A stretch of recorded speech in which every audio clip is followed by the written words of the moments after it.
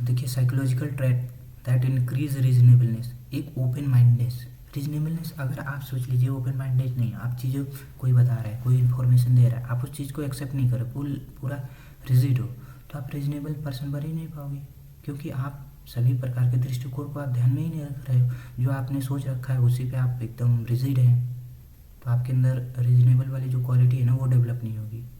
जैसे मान लीजिए आप LGBTQ कम्युनिटी है, आप केवल मानते हैं कि नहीं बस स्त्री और पुरुष होते हैं, LGBTQ कुछ नहीं होता है, तो फिर आपके अंदर रीजनेबलनेस होगा ही नहीं, क्योंकि आप जो है साइंस को गलत बता रहे हो, और साइंस कहता है कि ये एकदम करेक्ट है। LGBTQ भी हमारी तरह ही है, वो भी इंसान है, उनको भी साइंस ने बनाया है, साइंस की वजह से वो ऐसे हैं।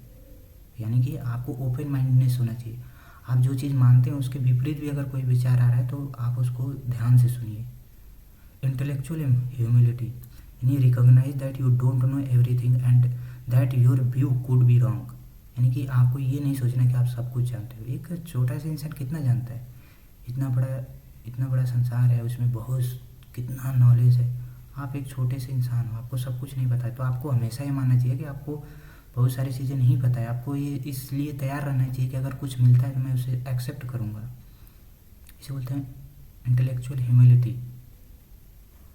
और आपको ये भी बताना चाहिए कि आप जो सोच रहे हो सकता है रॉन्ग हो। जब आप कुछ चीज़ें आपके मन में हैं, अगर नया फैक्ट मिलता है तो आपको उस चीज़ को एक्सेप्ट करके अपने व्यू पॉइंट को चेंज करना पड़ेगा। नेक्स्ट है cognitive flexibility, ability to switch perspective and adapt thinking to new information. जैसे कोई न्यू इन्फॉर्मेशन आपने, जैसे कोई चीज़ आप आज जानते हैं कि ये चीज़ सही है, लेकिन अगर उसके विपरीत कोई इन्फॉर्मेशन आ जाती है, मान लीजिए आपको किसी ने कहा कि इसने मर्डर किया है, तो आपके पास एक इन्फॉर्मेशन मिली कि इसने कहा मर्डर किया, लेकिन बाद में आपको सबूत मिलता है या कोई और इन्फॉर्मेशन आती है कि ये नहीं, ये किया है, तो यानी आपको वो व्यू पॉइंट बदलना चाहिए, नहीं कि आपको रिजिड होना चाहिए। तो आपको जैसे इन्फॉर्मेशन मिले, आपका कोई व्यू पॉइंट है किसी इशू पे या किसी भी जगह, अगर इन्फॉर्मेशन कोई उसके विपरीत मिलती है तो आपको व्यू पॉइंट चेंज करना पड़ेगा, नहीं कि रिजिड होना पड़ेगा। Emotional regulation, managing emotion so they don't cloud judgement. आपको इमोशन, जो रीजनेबल पर्सन होता है ना उसका इमोशन मैनेजमेंट करने की क्षमता बहुत अच्छी होती है।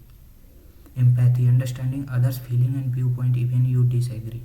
आपको दूसरे के व्यू पॉइंट को भी समझना पड़ेगा, भले आप उससे डिसएग्री हो, लेकिन आपको सुनना चाहिए कि वो उसके व्यू पॉइंट क्या है। जैसे रिजर्वेशन है, कुछ लोग उसको सही मानते हैं, कुछ लोग बुरा मानते हैं। जिनको फ़ायदा मिल रहा है वो उसे अच्छा मानते हैं, जिनको फ़ायदा नुकसान हो रहा है तो उसको एकदम बुरा ही मानते हैं। लेकिन इसमें है कि कुछ अच्छी चीज़ें भी हैं, कुछ बुरी चीज़ें भी हैं, तो आपको दोनों चीज़ें ध्यान में रखना है।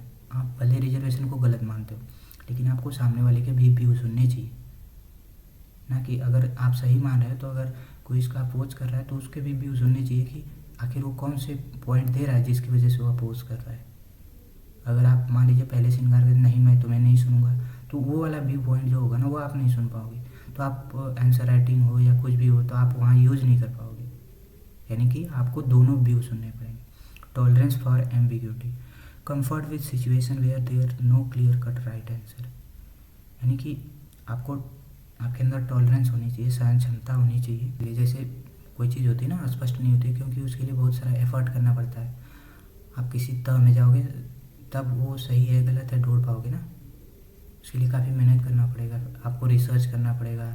लेकिन लोग क्या है शॉर्टकट लेते हैं, बस जो परसेप्शन है उसको मान लेते हैं। लास्ट है क्रिटिकल थिंकिंग, यानी ये चीज़ें जो है ना, एक अगर आप इसको यूज़ करोगे अपनी लाइफ में, यूज़ करोगे, बढ़ावा दोगे, तो आप एक आपके अंदर रीजनेबिलिटी की जो क्वालिटी है ना वो बढ़ेगी।